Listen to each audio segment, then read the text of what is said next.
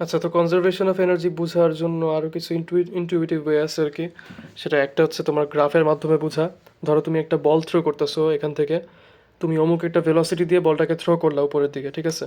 তো তুমি দেখতেছো যে এটার বড় একটা অ্যারো রিপ্রেজেন্ট করতেছে, তার মানে যেটা রিপ্রেজেন্ট করতেছে সেটা হচ্ছে তোমার হাই একটা ভেলোসিটি, ঠিক আছে? এই ভেলোসিটিটা বড়, মানে হাই ভেলোসিটি, এই ভেলোসিটি তুলনামূলকভাবে কম, এটা আরও কমে গেছে, এটা জিরো হয়ে গেছে, মানে এখানে কোনো ভেলোসিটি নাই। আস্তে আস্তে মানে, বুঝছো তো? তুমি যখন একটা বল ছুঁড়ে মারো, এই যেরকম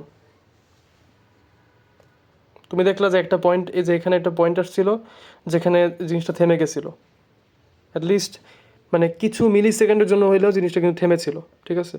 এই পয়েন্টে এসে এই যে এরকম থেমে গিয়ে তারপর মানে উপরে আর যাবে না, এই যে থেমে গেছে, উপরে আর যাবে না, এখন নিচে নামা শুরু করলো, তখন আবার ভেলোসিটি বাড়তেছে। তো এরকমই জিনিসটা, এখানে তোমার হাই ভেলোসিটি ছিল, আস্তে আস্তে কমতে কমতে কমতে এসে এখানে জিরো, এখানে আবার বাড়তে বাড়তে বাড়তে হাই ভেলোসিটি হয়ে গেছে। তো এখানে জিনিসটা কি হয়েছে, তোমার এই পয়েন্টে যখন আসছে তোমার পোটেনশিয়াল এনার্জি অনেক হাই হয়ে গেছে, কাইনেটিক এনার্জি তোমার জিরো হয়ে গেছে। বুঝছো জিনিসটা? এনার্জি কিন্তু কখনো তোমার ডিস্ট্রয়েড হতে পারবে না, এনার্জি তুমি কখনো ধ্বংস করতে পারবে না, কখনো নিশ্চিহ্ন করতে পারবে না, কখনো জিরো এনার্জি বলে কিছু নাই। এনার্জি এক্সিস্ট করবেই, তুমি জাস্ট ওটাকে ট্রান্সফর্ম করতে পারবা অন্য কোনো ইয়েতে, অন্য কোনো ফর্মে ট্রান্সফর্ম করা যাবে, ঠিক আছে? তো এখানেও মানে একই জিনিসটাই হইতেছে, তোমার এখানে পোটেনশিয়াল এনার্জি আছে, সেটা আস্তে আস্তে কনভার্টেড হবে, ট্রান্সফর্মড হবে। যখন এটা নিচে নামতেছে, এটার ভেলোসিটি বাড়তেছে, ভেলোসিটি বাড়া মানে কাইনেটিক এনার্জি বেড়ে চলতেছে।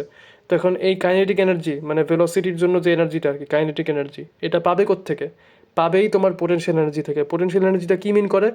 পোটেনশিয়াল এনার্জি হচ্ছে এমন একটা এনার্জি, একটা অবজেক্ট যে এনার্জিটা গেইন করে বাই মিনস অফ এটার পজিশন, শেপ ইত্যাদি। সো এটার পজিশনের জন্য এটা যে এনার্জিটা গেইন করছে, অথবা শেপের জন্য, ঠিক আছে? তোমার একটা জিনিসকে এভাবে কম্প্রেস করলা, কম্প্রেস করে রেখে দিলা, ঠিক আছে? তো ওই জিনিসটা কি আবার ফুলে যাবে না? সেরকমই তুমি যখন কম্প্রেস করলা, কম্প্রেস করে ধরে রাখছো, তখন এটার মধ্যে একটা পোটেনশিয়াল এনার্জি আছে, যখন ছেড়ে দিবা তখন সেই এনার্জিটা কনভার্টেড টু কাইনেটিক এনার্জি, ঠিক আছে? তারপর বার্স্ট করবে। সো এনার্জি কখনো তোমার ডিমিনিশড মানে ধ্বংস হবে না, এনার্জি তুমি ডিস্ট্রয় করতে পারবাই না, জিনিসটাকে ট্রান্সফর্ম করতে পারবা। তো এরকমই পোটেনশিয়াল এনার্জি আসলে তুমি এভাবে চিন্তা করতে পারো জিনিসটাকে, যে তুমি যখন কোনো একটা জিনিস ধরে রাখছো, মানে you are not letting it happen, ঠিক আছে? যখন তুমি কোনো জিনিস ধরে রাখছো, হতে হতে দিতেছো না, তুমি ছেড়ে দেওয়ার পরে যেইটুকু এনার্জিতে কনভার্ট হয়ে যাবে ওই জিনিসটা, ঠিক আছে? যেমন তুমি উপর থেকে ধরো একটা বল ধরে রাখছো, সেটা তুমি ছেড়ে দেওয়ার পরে মাটিতে, এই যে মাটিতে এসে বাড়ি খাওয়া পর্যন্ত, ঠিক আছে? বাড়ি খাওয়ার পরে এটার যে ভেলোসিটিটা গেইন করবে সেটা থেকে একটা কাইনেটিক এনার্জি তুমি হিসাব করতে পারবা। তো যতটুকু কাইনেটিক এনার্জিটা হয়েছে মাটিতে আসার পরে, তুমি ধরে রাখার সময় ততটুকু পোটেনশিয়াল এনার্জি এটার মধ্যে প্রেজেন্ট ছিল, বুঝছো? সো এই পুরো এনার্জিটুকু তোমার এখন মাটিতে এসে পুরাপুরি কাইনেটিক এনার্জিতে কনভার্ট হয়ে গেছে, কোনো পোটেনশিয়াল এনার্জি এখন নাই। So you not letting this happen, তুমি হইতে দিতেছো না দেখে তুমি জিনিসটাকে ধরে রাখছো, ধরে মানে ছেড়ে দেওয়ার পরে এটা যতটুকু এনার্জিতে কনভার্ট হতে পারবে হাইয়েস্ট ম্যাক্সিমাম, সেটা হচ্ছে তোমার এই পয়েন্টে পোটেনশিয়াল এনার্জিটা মানে এতটুকু ছিল, সেই পুরাটুকুই এখন কনভার্ট হয়ে তোমার কাইনেটিক এনার্জি হয়ে গেছে, বুঝছো? অথবা ধরো তুমি একটা জিনিস ধরে রাখছো, সেটা পড়ে যাওয়ার পরে এখন বিভিন্ন ধরনের এনার্জিতে কনভার্টেড হইতে পারবে, ঠিক আছে? লাইক সাপোজ তোমার হিট এনার্জিতে কনভার্ট হতে পারবে, সাউন্ড এনার্জিতে কনভার্ট হতে পারবে। তো এই সবগুলো এনার্জির সাম, ঠিক আছে? এই সবগুলো এনার্জির সাম এখন একটা সার্টেন এনার্জি,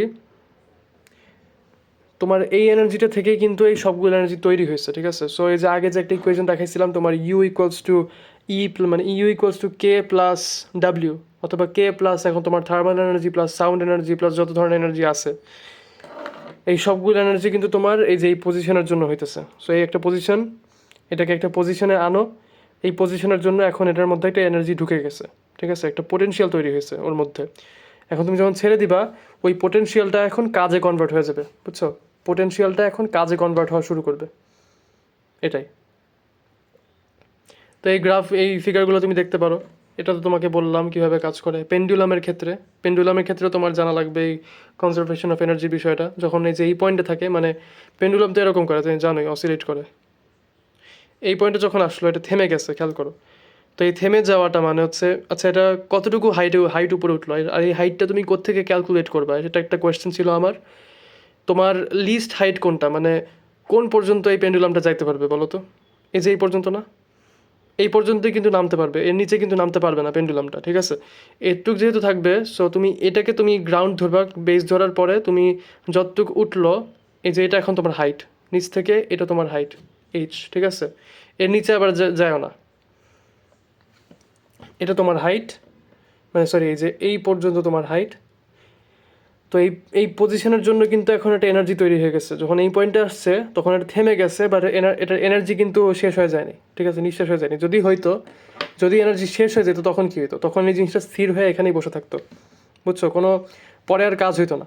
বাট তুমি যখন খেয়াল করবা যে এখান থেকে মানে ধরে রাখছো, ধরে রাখার পর যখন ছেড়ে দিছো, তখন এটা কিন্তু এখানে স্থির থাকে না, এটা কিন্তু মুভ করা শুরু করে। তো এই যেই এনার্জিটার জন্যই মুভ করা শুরু করতেছে, সেই এনার্জিটাই হচ্ছে তোমার পোটেনশিয়াল এনার্জি, ঠিক আছে? কারণ এটার একটা পজিশন আছে, এটা একটা হাইট আছে ফ্রম গ্রাউন্ড। আর এই পোটেনশিয়াল এনার্জিটা তৈরি করতে হয়, এই তৈরি কে করে? পোটেনশিয়াল এনার্জিটা তৈরি করে হচ্ছে তোমার গ্র্যাভিটি। গ্র্যাভিটির জন্য কিন্তু এটা এই পোটেনশিয়াল এনার্জিটা তৈরি হইতেছে, সো এটাকে তুমি গ্র্যাভিটেশনাল পোটেনশিয়াল এনার্জি বলতে পারো, যেহেতু গ্র্যাভিটি এই জিনিসটাকে কজ করতেছে, তাই না? যদি কোনো গ্র্যাভিটি না থাকতো তাহলে কিন্তু তুমি এখানে ধরে রাখার পর ছেড়ে দিলে কোনো মোশন আসতো না, এটা কিন্তু এখানে স্থির থাকতো, ঠিক আছে? কোনো চেঞ্জ আসতো না। তার মানে গ্র্যাভিটির জন্যই মূলত এই পোটেনশিয়াল এনার্জিটা তৈরি হয়েছে।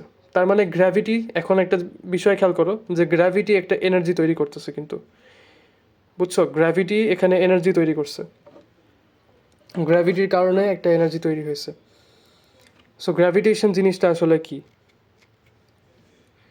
তো এটা তোমাকে চিন্তা করা দরকার যে তার মানে নিশ্চয়ই গ্র্যাভিটেশনের জন্য আলাদা কোনো একটা ইকুয়েশন আছে পোটেনশিয়াল এনার্জির, অথবা এনার্জি ইন জেনারেল।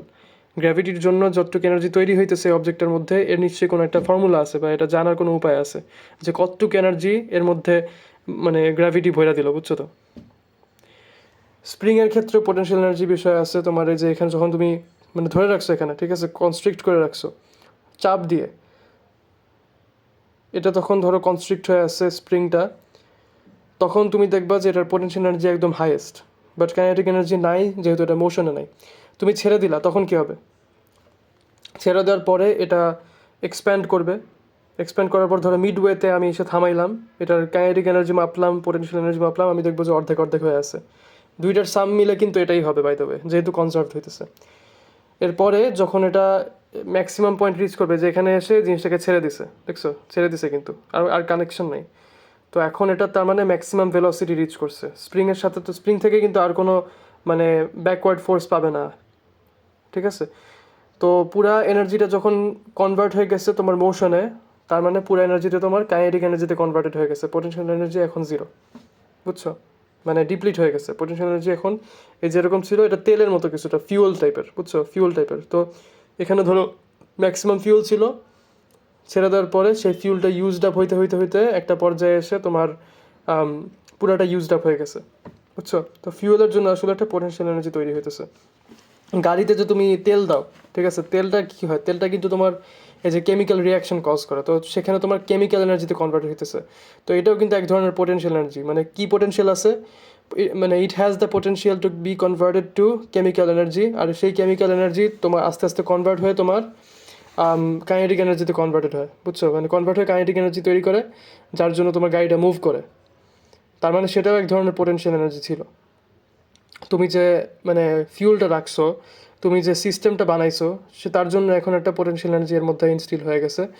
তুমি যখন মানে একটা ইঞ্জিন কীভাবে চলে, ঠিক আছে, তুমি ফিউল মিক্সচার একটা ইয়ের মধ্যে, পিস্টনের সিলিন্ডারের মধ্যে দাও, সেখানে একটা স্পার্ক প্লাগ থাকে। তো যখন তোমার ইয়েটা ঢুকাইছো, এই যে ফিউল মিক্সচারটা ঢুকাইলা ভিতরে, তুমি যখন স্পার্ক প্লাগটা জ্বালাইলা, তখন একটা মানে পোটেনশিয়াল এনার্জি তৈরি হয়ে গেছে।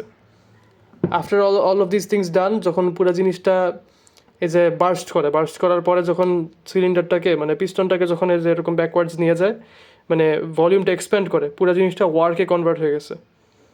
তো ওয়ার্কে কনভার্ট হয়ে যাওয়ার পরে পুরো জিনিসটা এখন তোমার পোটেনশিয়াল এনার্জি থেকে কাইনেটিক এনার্জিতে কনভার্ট হয়ে গেল, বুঝছো?